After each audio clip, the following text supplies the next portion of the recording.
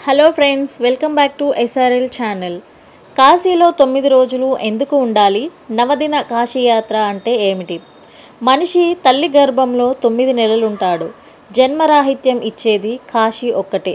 అందుకని వ్యాస మహర్షి కాశీలో 9 నెలలు దీక్షలో ఉండి ఆ తర్వాత స్వగ్రామం చేరి మంచి రోజు చూసి పూజ చేయాలని చెప్పాడు.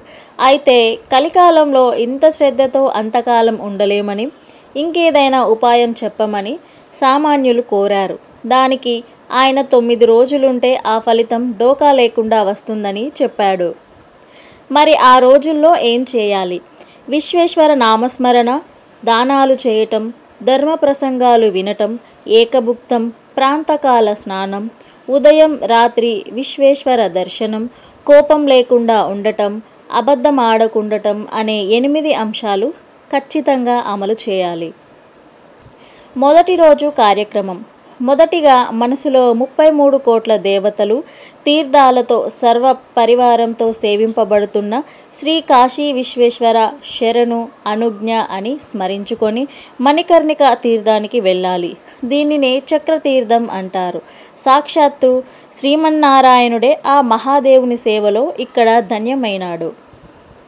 శివుడికి పార్వతి తర్వాత ఇష్టమైనది విష్ణువే. అందుకే నారాయణి సహచర్య నమశివాయ అన్నారు. విష్ణు సేవ ఫలితంగా ఏర్పడిన మణికర్ణికకు గొప్పదనాన్ని ఆపాదించాడు విశ్వేశ్వరుడు. యాత్రికులు మణికర్ణికలో స్నానం చేయాలి. బ్రాహ్మణులకు దానాలు చేయాలి. కేశఖండనం చేసుకొని మళ్ళీ స్నానం చేయాలి. మహేశ్వరాదులను అర్చించి మళ్ళీ స్నానం చేయాలి. అక్కడ నుండి డుండి వినాయకుడిని దర్శించి 21 గరికలను 21 కుడుములను సమర్పించాలి. 21 సార్లు గుంజీలు తీసి 21 రూపాయలు దక్షిణగా సమర్పించాలి. తర్వాత అన్నపూర్ణాదేవిని సందర్శించాలి. ఆ తర్వాత విశాలాక్షి, జ్ఞానవాపి, సాక్షి గణపతులను చూడాలి. ఇది పూర్తి చేసి నివాసం చేరి భోజనం చేయాలి. రాత్రికి విశ్వనాథుడిని దర్శించాలి. ఫలాలు, పాలు ఆహారంగా తీసుకోవాలి. హరసాంబ హరసాంబ సాంబ సాంబ హరహర, హరశంభో హరశంభో శంభో శంభో హరహర, మహాదేవ మహాదేవ విశ్వనాథ శివ శివ, మహాకారి మహాకారి రక్ష రక్ష హరహర అంటూ 11 సార్లు భజన చేసి నిద్రపోవాలి. రెండవ రోజు కార్యక్రమం. రెండో రోజు ఉదయాన్నే గంగా స్నానం చేసి విశ్వేశ్వర అన్నపూర్ణ దర్శనం చేయాలి. మధ్యాహ్నం 12 గంటలకు మణికర్ణిక ఘట్టంలో స్నానం చేయాలి. తీర్థశ్రాద్ధం చేయాలి. 1000 సార్లు గాయత్రి జపం చేయాలి. గురు ఉపదేశంతో శ్రీ కాశీ విశ్వేశ్వరాయ నమః అనే మంత్రాన్ని 1000 సార్లు జపించాలి. మధ్యాహ్నం విశ్వేశ్వరుణ్ణి దర్శించి సాయంత్రం కూడా మళ్ళీ దర్శించాలి. రాత్రి ఫలహారం చేసి పడుకోవాలి. మూడో రోజు కార్యక్రమం. తెల్లవారక ముందే ఘాట్లో సంకల్ప స్నానం చేసి అక్కడున్న సంగమేశ్వర స్వామిని దర్శించాలి. తర్వాత దశాశ్వమేధ ఘాట్కి చేరాలి. దీనికి రుద్ర సరోవర తీర్థం అనే పేరు కూడా ఉంది. ఇక్కడ స్నానం చేసి శీతలాదేవిని దర్శించాలి. తరువాత వరుణ ఘాట్కి వెళ్ళి స్నానం చేసి ఆదికేశవ స్వామిని దర్శించాలి. తరువాత పంచనది తీర్థమైన బిందు మాధవ ఘట్టంలో సంకల్ప స్నానం చేయాలి. ఆ తర్వాత బిందు మాధవ సంగమేశ్వర దర్శనం చేసుకోవాలి. మణికర్ణేశుణ్ణి, సిద్ధి వినాయకుణ్ణి దర్శించి పూజించాలి. అన్నపూర్ణ విశ్వేశ్వర దర్శనం కావించి నివాస స్థలం చేరి భోజనం చేయాలి. రాత్రికి పాలు, పండ్లు మాత్రమే స్వీకరించాలి. నాలుగవ రోజు ఉదయమే గంగా స్నానం చేసి విశ్వేశ్వర దర్శనం చేసి డుండి వినాయకుడిని చూసి దండపాణి అయిన కాలభైరవుని పూజించాలి. కాశీక్షేత్ర రాజ్యాన్ని మనసులో స్మరించి ఓం కాశ్యే నమః అని 36 సార్లు అనుకోవాలి. తర్వాత బిందు మాధవుని దర్శించాలి. భవానీదేవిని దర్శించాలి. తర్వాత మణికర్ణిక చేరి మట్టి లింగాన్ని పూజించి మళ్ళీ అన్నపూర్ణ విశ్వేశులను దర్శించి భోజనం చేయాలి. రాత్రి దైవనామస్మరణలు చేసి పాలు, పండ్లు ఆహారంగా తీసుకోవాలి.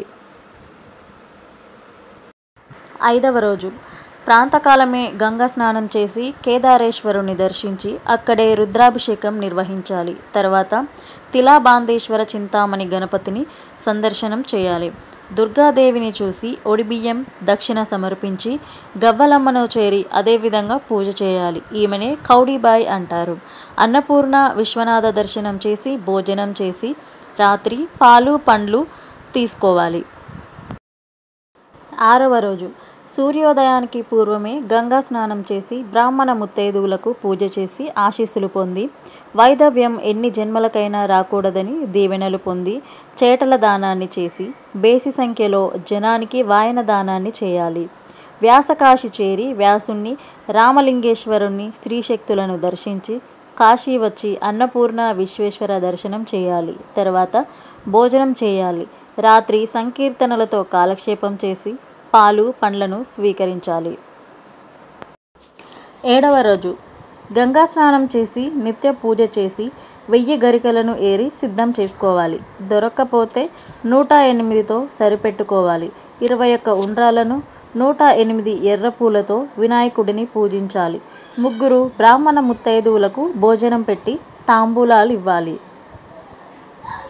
వినాయకుడి అర్చన తర్వాత అన్నపూర్ణాలయంలో కుంకుమ పూజ చేయించాలి. అమ్మవారికి చీర జాకెట్ ఒడిబియ్యం గాజులు సమర్పించాలి. అలాగే విశాలాక్షికి చేయాలి. విశ్వేశునికి అభిషేకం చేయాలి. సహస్ర పుష్పార్చన సహస్ర బిల్వార్చన హారతి ఇచ్చి తీర్థ ప్రసాదాలను స్వీకరించాలి. హరసాంబ హరసాంబ అంటూ 11 సార్లు జపం చేయాలి. 8వ రోజు గంగా స్నానం నిత్య పూజ తర్వాత కాలభైరవుడిని దర్శించి వడలు పాయసం నివేదించాలి. 8 సార్లు ప్రదక్షిణ చేయాలి.